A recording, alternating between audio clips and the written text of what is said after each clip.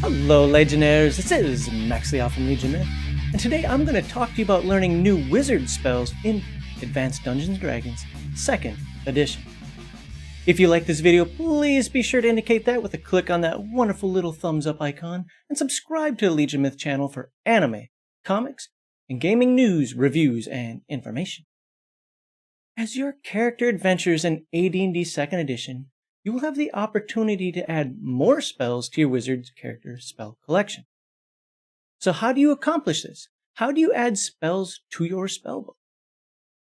Well, today we'll refer to the AD&D 2nd Edition Player's Handbook, Dungeon Master's Guide, the Complete Wizard's Handbook, and Wizard Spell Compendium Volume 1 for answers to the question.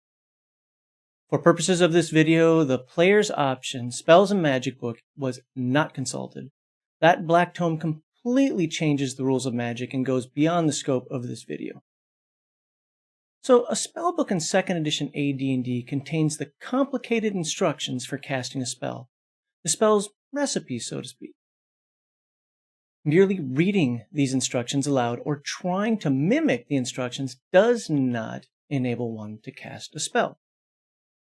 Additionally, the bizarre formulas and diagrams found in a spellbook cannot be reproduced by normal medieval printing methods.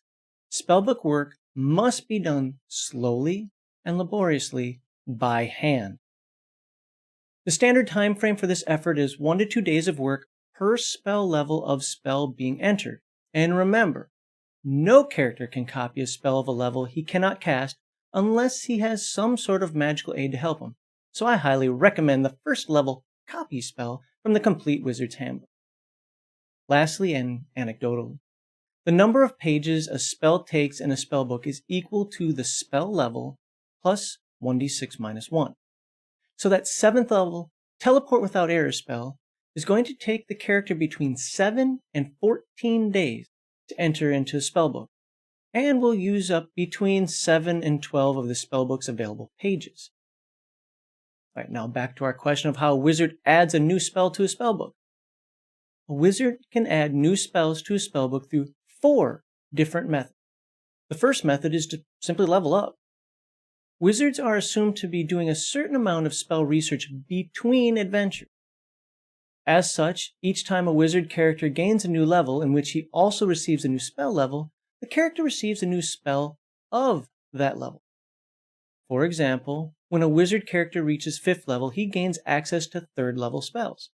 Therefore, upon reaching 5th level, the wizard should receive 1 3rd level spell for free.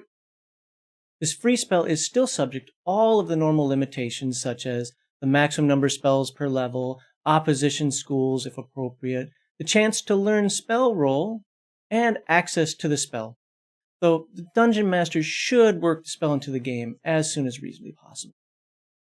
The second method is for the wizard to copy a spell from another wizard's spellbook into his own. To do this, the wizard character must first cast a Read Magic spell to render the spell accessible. Please refer to the Read Magic spell entry in the Player's Handbook for further information on how this works. Once the wizard character is able to read the spell, the player rolls percentile dice versus his chance to learn spell target number, as indicated by the character's intelligence attribute. If the result of this roll is equal to or less than the percentage chance to learn the spell, the character understands the spell and how to cast it. Unless he has already learned the maximum number of spells allowed for that level, also indicated by the character's intelligence attribute, he can now memorize the spell directly from this source, as well as enter it into his own spellbook. On the other hand, if the result of the percentile dice roll is greater than the percentage chance to learn a new spell, he does not understand the spell and cannot make another attempt to learn the spell until he advances to the next character level. The third method is to independently research a new spell. Researching a new spell is costly and time-consuming. Researching requires time and resources as well as access to a proper library and laboratory. I'm an American. Further details on how to research a new spell can be found on pages 43 and 44 of the Dungeon Master's Guide, as well as pages 90 to 94 in the Complete Wizard's Handbook. Not going to get into that here. The fourth method is to copy a spell from a scroll and add it to the wizard's spellbook. To do this, the dungeon master must first determine how strict the magic level of his game is.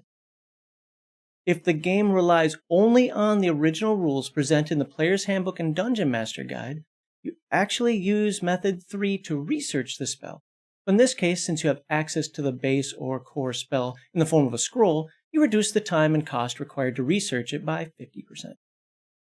Like Method 3, using this version of Method 4 requires the character to use a laboratory and thus cannot be accomplished in an adventuring situation. As always, the character is still subject to all normal limitations such as the maximum number of spells per level, opposition schools if applicable, and the dreaded chance to learn spell percentile roll. The other, more lenient version of learning and copying a spell from a scroll incorporates the information provided in the Wizard Spell Compendium, Volume 1. This version of Method 4, learning from a scroll, is similar to Method 2, copying from another wizard's spellbook. First and foremost, the spell must be a spell the wizard could memorize if it was in his spellbook, else the wizard automatically fails to learn and copy the spell. As with Method 2, when using this version of Method 4 to copy a spell from a scroll, the wizard character must first cast Read Magic to render the spell accessible. After the character is able to read the spell, he rolls percentile dice versus his chance to learn the spell. This process always destroys the spell, whether the percentile roll to learn the spell succeeds or not.